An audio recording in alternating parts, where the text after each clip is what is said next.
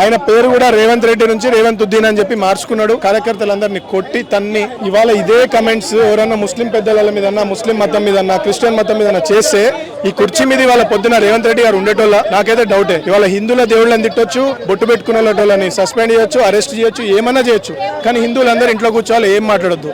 ఇది మనం ఇవాళ విమర్శ తెలియకపోతే, ఇవాళ దీన్ని అపాలజీ మనం అడగకపోతే రేపు బొట్టు పెట్టుకున్న వాళ్ళు కూడా తెలియలేని వాళ్ళు, గుడికి వెళ్ళేటోళ్ళకి తెలియలేదు, వీళ్ళకేమీ అర్థం కాదు అనే సిచ్యువేషన్ వస్తుంది.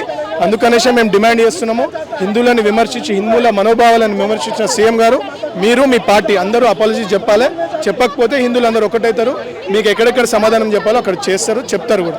అంటే ఒకే మతాన్ని, ఒకే హిందూ దేవుళ్ళని హిందూ మతాన్ని ఇట్లా ఈ విధంగా మాట్లాడడం అనేది ఎట్లా చూడొచ్చు?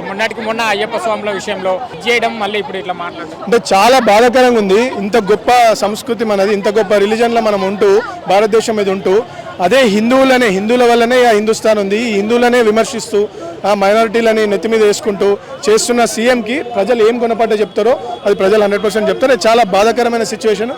వారు కూడా ఉందాతనంతో వచ్చి సారీ చెప్పాలని చెప్పేసి మేము ఇవాళ శాంతియుతంగా ధర్నా చేద్దామంటే మా కార్యకర్తలందరినీ కొట్టి తన్ని ఎత్తుకొని లోపల వేసేసి ఇష్టం ఉన్నట్టు మేము శాంతియుతంగా వచ్చి ధర్నా చేస్తున్నప్పుడు అట్లా చేయాల్సిన అవసరం ఉంది. మా మహిళా మోర్చా కార్యకర్తలు వాళ్ళందరినీ కూడా కొట్టి లోపలేసి తీసుకుపోతున్నారు జరుగుతుంది. అందుకే ఇది వాళ్ళే ఆలోచించుకోవాలి, వాళ్ళే ఆత్మ విమర్శ చేసుకోవాలని చెప్పి మొన్న చెప్పినట్టు చెప్పిండు. మజ్లిస్ అంటేనే కాంగ్రెస్ పార్టీ అంటేనే మజ్లిస్.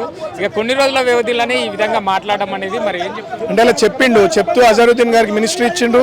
ఆయన పేరు కూడా రేవంత్ రెడ్డి నుంచి రేవంత్ ఉద్దీన్ అని చెప్పి మార్చుకున్నాడు. ఇవాళ మొన్న అయ్యప్ప స్వామి వేసుకున్న అతనికి సమన్స్ ఇష్యూ చేసిర్రు, నోటీస్ ఇచ్చిర్రు. అట్లాగే ఇవాళ నిన్న హిందువుల దేవుళ్ళని విమర్శించారు. నెక్స్ట్ రాబోతున్న కాలంలో ఇంకా ఇదే జరుగుతూనే ఉంటుంది. అందుకే ఈ విమర్శ, అందుకే ఈ ధర్నా. వారు వచ్చి సారీ చెప్పాల్సిందే. గతంలో బీఆర్ఎస్ అధికారంలో ఉన్నప్పుడు కూడా కేసీఆర్ కూడా చాలా సందర్భాల్లో మాట్లాడడం జరిగింది. హిందుగాళ్ళు బొందుగాళ్ళు అనే రకంగా కూడా గత సీఎం కూడా మాట్లాడడం జరిగింది. మరి ఇప్పుడు ప్రస్తుత సీఎం ఈ విధంగా వ్యాఖ్యలు మరి ఏం చెప్తారు?